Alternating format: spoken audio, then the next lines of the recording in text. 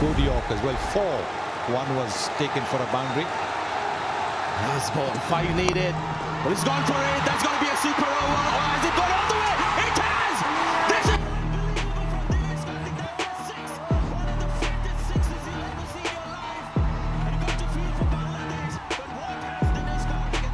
दोस्तों, आज हम बात करने जा रहे हैं टीम इंडिया के उस खिलाड़ी की जिसकी जिंदगी सच में बड़े उतार चढ़ाव से भरी पड़ी है। इसका अंदाजा आप इसी बात से लगा सकते हैं कि सितंबर 2004 में इसने एक विकेटकीपर और बल्लेबाज के तौर पर टीम इंडिया में डेब्यू किया, लेकिन इसी साल दिसंबर में महेंद्र सिंह धोनी ने टीम इंडिया में आकर अपनी सफलता के झंडे गाड़ दिए। अब टीम इंडिया में 2 विकेटकीपर की जरूरत नहीं थी, लिहाजा दिनेश कार्तिक को बाहर का रास्ता दिखा दिया गया। जिस लड़की से वो बचपन से प्यार करता था, एक समय ऐसा आया कि उनकी उससे शादी भी हो गई, मगर फिर एक दिन उन्होंने उसे ही अपनी जिंदगी से बाहर का रास्ता दिखा दिया। इन्होंने जिंदगी से हार नहीं मानी, क्रिकेट के मैदान में कभी वॉकआउट नहीं किया और आज भी ये सफलता, शोहरत और संघर्ष की एक ऐसी मिसाल है जो हम सबको हमेशा इंस्पायर करती रही। आइए जानते हैं एक ऐसे प्लेयर की कहानी जिसने खेल के मैदान में अपनी सफलता के झंडे गाड़े, लेकिन जिंदगी के मैदान पर भी वो कभी हारा नहीं। बने रहिए हमारे साथ वीडियो के एंड तक। अपने 18 साल के क्रिकेट करियर में दिनेश कार्तिक टीम इंडिया में से इन एंड आउट होते रहे, लेकिन हर बार टीम इंडिया से बाहर होने के बाद इन्होंने अपने खेल के जरिए टीम में दमदार वापसी की। 1 दिसंबर सन 2006 को भारत ने T20 की दुनिया में जिस टीम के साथ कदम रखा, आज उसके तमाम खिलाड़ी मैदान पर क्रिकेट को अलविदा कह चुके हैं। इंटरनेशनल क्रिकेट से दूरी बना चुके इन खिलाड़ियों के ग्रुप से उस समय खेलने वाला एक खिलाड़ी आज भी मैदान पर जमा हुआ है और अपने हिस्से की बची हुई बारियां खेल रहा है। दिनेश कार्तिक क्रिकेट के जिन फॉर्मेट पर सक्सेसफुल रहे, उसमें उन्होंने काफी अच्छा काम किया। आईपीएल में भी उनकी एक अच्छी खासी रेपुटेशन है। आज उन्होंने अपने खेल से माहौल कुछ ऐसा बना दिया कि लोग कहने लगे हैं कि भले ही विराट कोहली जैसा प्लेयर टीम से बाहर हो जाए, लेकिन दिनेश कार्तिक का तो टीम में रहना जरूरी हो जाता है। वो T20 वर्ल्ड कप के सिलेक्टेड 11 में जरूर होने चाहिए। क्रिकेट के मैदान पर ये अपने बल्ले से जो धमाल काट रहे हैं इस समय, उसने इनके चर्चे सोशल मीडिया से लेकर हर प्लेटफॉर्म पर सुनाई और दिखाई दे रहे हैं। लेकिन इसके अलावा दिनेश कार्तिक की पर्सनल लाइफ भी लोगों के बीच मौजूद है, जिसे लोगों ने अपने हिसाब से नमक में लगाकर फिल्म आशिकी 2 की स्टोरी में बदल दिया। इनकी स्टोरी को कुछ इस तरीके से रिप्रेजेंट किया जा रहा है जैसे कि आशिकी 2 आरजे और आरोही की स्टोरी हो। मतलब एक ऐसा आशिक जिसे लड़की ने प्यार में धोखा दिया हो, वो तो शराब के नशे में डूब गया और अपने आप को बर्बाद कर दिया। इस हद तक बर्बाद कर लिया, उसका तो दिमाग खराब हो गया और उसने जीने की उम्मीद छोड़ दी। यहाँ तक कि अपनी जीवन लीला समाप्त करने के बारे में सोचने लगा। मेंटली अपने आप को सुसाइड के लेवल तक ले जाने के लिए 2 तरह का टॉर्चर काफी था। एक तो क्रिकेट के मैदान पर सफलता उससे दूर भाग रही थी, दूसरा जिंदगी के मैदान में उसकी अपनी लवर उससे दूर जा रही थी। इन तमाम हालातों में जो टूट कर बिखर जाए, वो कोई फिल्मी हीरो तो हो नहीं सकता, लेकिन हमारे इस कहानी का हीरो नहीं हो सकता, क्योंकि दिनेश कार्तिक की लाइफ स्टोरी फिल्मी स्टोरी से बिल्कुल अलग है। दिनेश कार्तिक अपनी जिंदगी को बड़े ही कॉन्फिडेंट और पॉजिटिव स्टाइल में जीते हैं। मैदान में भी हर चैलेंज को न केवल स्वीकार किया है, बल्कि अपने टैलेंट की बदौलत उसे पूरा भी किया। साल 2004 में दिनेश कार्तिक अपने क्रिकेट करियर के रनिंग दौर में चल रहे थे। हालांकि टीम इंडिया में उनकी जगह पक्की नहीं थी, लेकिन फिर भी वो खेलते हुए नजर आते थे। साल 2007 में उन्होंने अपनी बचपन की फ्रेंड निकिता बंजारा से शादी की। इस शादी के बारे में कहा जाता है कि ये एक अरेंज मैरिज थी।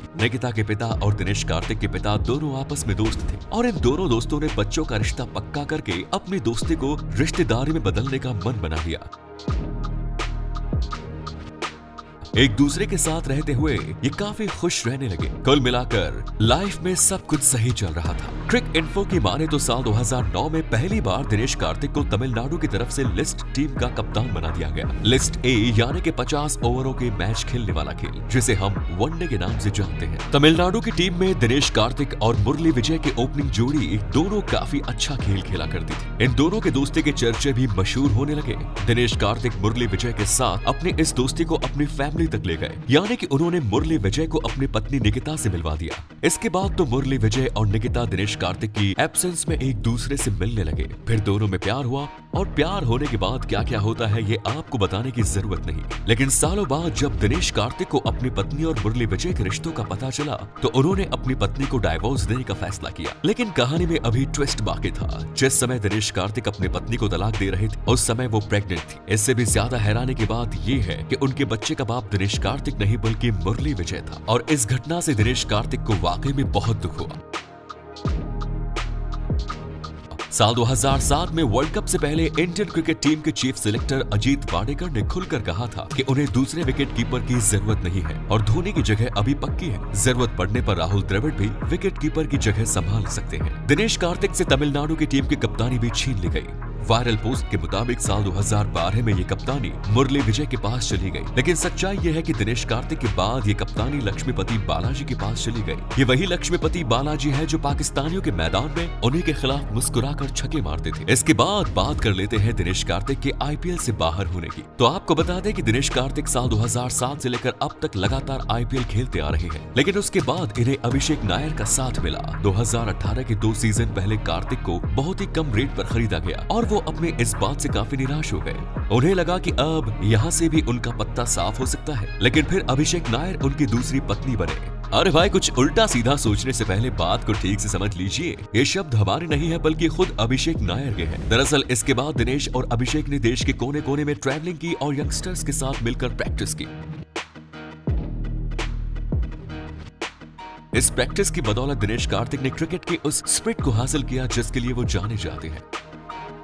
कुछ लोग दिनेश कार्तिक के बारे में कहते हैं कि एक और वो बहुत अनफिट हो गए और बर्बादी के रास्ते पर चल पड़े। तो आपको बता दें कि ऐसा कभी नहीं हुआ। रॉबिन सिंह के अनुसार दिनेश कार्तिक से ज्यादा फिट खिलाड़ी ढूंढना मुश्किल है। दिनेश कार्तिक ने इसी जिम में अपनी होने वाली नेक्स्ट को देख लिया। ये थी दीपिका जो उनसे पहली बार एक जिम में मिली। उसने मिस फील्ड सीजन 1 के दूसरे एपिसोड में कहा था कि उनकी फैमिली दिनेश कार्तिक के फैमिली को जानती है, क्योंकि उनकी एक ट्रेवल एजेंसी है जहाँ दिनेश और उनकी माँ अक्सर अपनी टिकट कराने आया करते थे। एक दिन दिनेश ने दीपिका को कैजुअली डिनर का ऑफर कर दिया, जिसे उसने इग्नोर कर दिया। ऐसा कई बार हुआ। दिनेश जब भी मिलने के लिए कहता तो दीपिका कोई ना कोई बहाना बना देती थी। दोनों एक ही जिम में पसीना बहाया करते थे, लेकिन दोनों का टाइमिंग अलग था। दीपिका सुबह 6 बजे जिम जाती थी। एक दिन जब वो सुबह सुबह जिम पहुंची तो दिनेश वहां उसका इंतजार करते हुए मिला। इसके पहले दीपिका कार्तिक को इग्नोर करने के लिए बहाना बना चुकी थी कि वो ऑस्ट्रेलिया जा रही है, लेकिन जब दिनेश से मुलाकात हुई तो दिनेश ने पूछा कि तुम्हारी फ्लाइट का क्या हुआ, तो उसने कहा कि मैंने ट्रिप कैंसिल कर दी। दीपिका ने बड़ी मुश्किल से दिनेश को मिलने का टाइम दिया। ये मुलाकात कुछ मिनटों की ही थी जो घंटों में बदल गई, और घंटों की ये मुलाकात आगे चलकर पूरी जिंदगी का साथ बन गई। अपने डाइवोर्स के 3 साल बाद साल 2015 में दोनों ने शादी कर ली। चेन्नई, इंग्लैंड जैसे दुनिया भर के देशों में घूम घूम कर कार्तिक ने दीपिका को चेज किया। इसके बाद दीपिका ने जुड़वा बच्चों को जन्म दिया और उसके ठीक 6 महीने बाद अपने इवेंट में गोल्ड मेडल हासिल किया। और कार्तिक की भी क्रिकेट की फॉर्म बरकरार है। उनका अगला टारगेट वर्ल्ड कप है। वैसे आपका अब कार्तिक के बारे में क्या ख्याल है, कमेंट बॉक्स में जरूर बताएं। मिलेंगे नए वीडियो में, तब तक के लिए जय हिंद, जय भारत, वंदे मातरम।